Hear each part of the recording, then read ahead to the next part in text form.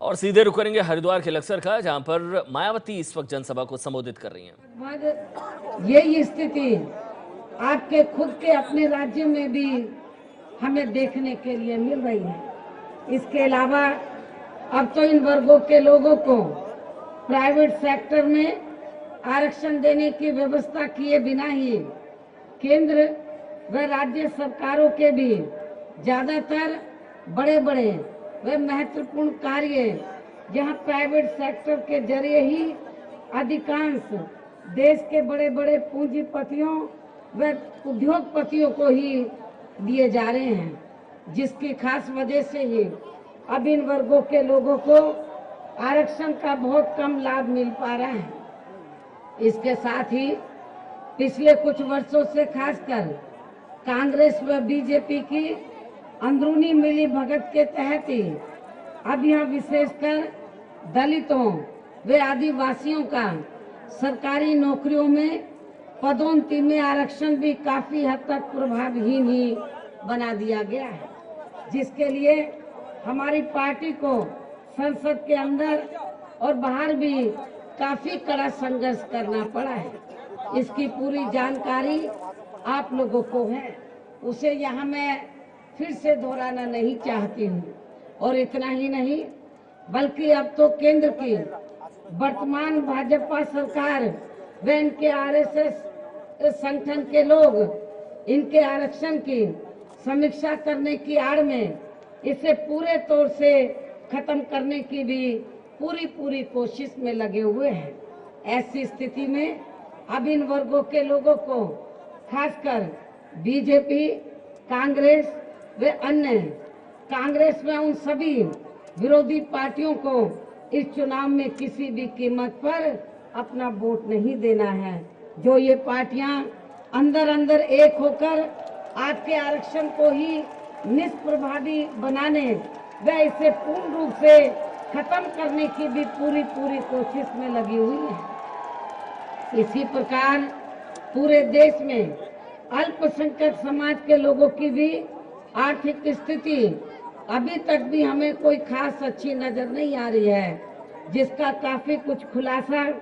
केंद्र सरकार की सचर कमेटी की रिपोर्ट में भी किया गया है। लेकिन इसे केंद्र में ना तो कांग्रेस पार्टी ने अपने राज्य में लागू किया है और ना ही अब वर्तमान में भाजपा सरकार भी इसे लागू कर पा रही है। इन वर्गों के साथ साथ अपर कास्ट समाज में से खासकर गरीब लोगों की भी आर्थिक स्थिति यहाँ काफी ज्यादा चिंताजनक ही बनी हुई है,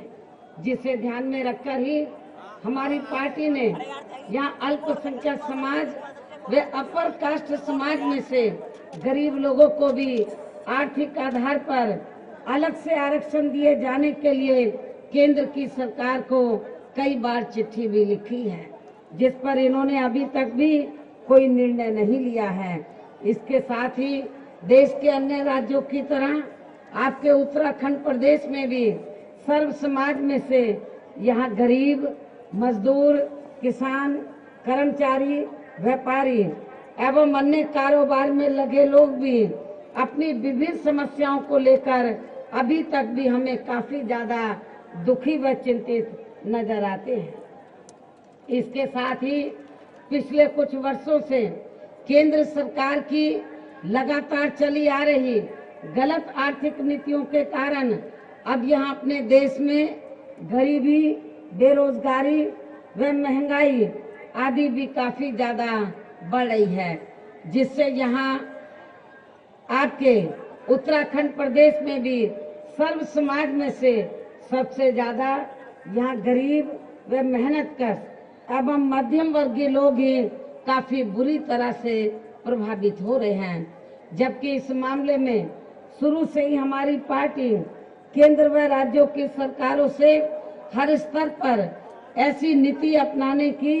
लगातार ये मांग करती आ रही है कि देश में कुछ गिने चुने पूंजीपतियों का विकास होने की बजाय यहाँ गरीब आम आदमी का ही विकास होना चाहिए। तभी सही मायने में यहाँ गरीब आम जनता अपनी गरीबी, बेरोजगारी, महंगाई वे अन्य और सभी समस्याओं से भी काफी हद तक मुक्ति पा सकती है। इसके साथ ही जहां तक आपके प्रदेश सहित पूरे देश में गरीबी व बेरोजगारी को खत्म करने का सवाल है, तो इस मामले में केंद्र में अभी तक रही कांग्रेस, बीजेपी व अन्य विरोधी पार्टियों की सरकारों ने जो केंद्रीय योजनाएं संचालित की हैं, तो उनके अब काफी वर्ष बीत जाने के बावजूद भी इन योजनाओं से ना तो यहाँ की गरीबी व बेरोजगारी दूर हुई है और ना ही आम जनता की गरीबी व बेरोजगारी में कोई उल्लेखनीय कमी आई है। इसके अलावा अपने देश में पिछले कुछ वर्षों से यहाँ भ्रष्टाचार भी हर स्तर पर काफी ज्यादा बढ़ा है, जिससे आपका खुद का अपना उत्तराखंड प्रदेश भी अछूता नहीं रहा है। लेकिन इन सभी समस्याओं का मुख्य कारण हमारी पार्टी आजादी के बाद से लेकर अब तक केंद्र व देश के अधिकांश राज्यों में और आपके उत्तराखंड प्रदेश में भी ज्यादातर सत्ता यहाँ गलत पार्टियों के अर्थात कांग्रेस, बीजेपी व अन्य विरोधी पार्टियों के हाथों में ही आने को मानकर चलती है। और इन सभी विरोधी पार्टियों को हमारी पार्टी इसलिए जिम्मेवार मानकर चलती है क्योंकि आजादी के बाद से लेकर अभी तक लगभग ये सभी विरोधी पार्टियां केंद्र व देश के अधिकांश राज्यों में भी ज्यादातर यहाँ बड़े बड़े पूंजीपतियों व धन्ना सेठों की आर्थिक मदद से ही सत्ता में आती रही हैं। और सत्ता में आ जाने के बाद फिर ये पार्टियां अधिकतर मामलों में अपनी आर्थिक व अन्य सभी नीतियां यहाँ आम जनता की समस्याओं को दूर करने के हिसाब से तैयार नहीं करती हैं, बल्कि देश के उन बड़े बड़े पूंजीपतियों व धन्ना सेठों को ही फायदा पहुंचाने के हिसाब से अपनी अधिकांश नीतियां तैयार करती हैं, जिनके धन व बल से चुनाव लड़कर ज्यादातर ये पार्टियां केंद्र व अधिकतर राज्यों में और आपके उत्तराखंड प्रदेश में भी अभी तक यहाँ सत्ता में आसीन होती रही हैं, जिसके कारण ही पूरे देश में व आपके प्रदेश में भी आज भी हमें यहाँ सर्व समाज के लोग अधिकांश मामलों में अपनी विभिन्न समस्याओं को लेकर काफी ज्यादा दुखी व परेशान ही नजर आते हैं। ऐसी स्थिति में अब मेरा आप लोगों से यही कहना है कि यदि आप लोग अपने उत्तराखंड प्रदेश में भी अपनी इन सभी समस्याओं से छुटकारा पाना चाहते हैं, तो फिर आप लोगों को अपने राज्य में यहाँ कांग्रेस व बीजेपी आदि इन विरोधी पार्टियों को किसी भी कीमत पर इन्हें अब यहाँ सत्ता में वापस नहीं आने देना है, बल्कि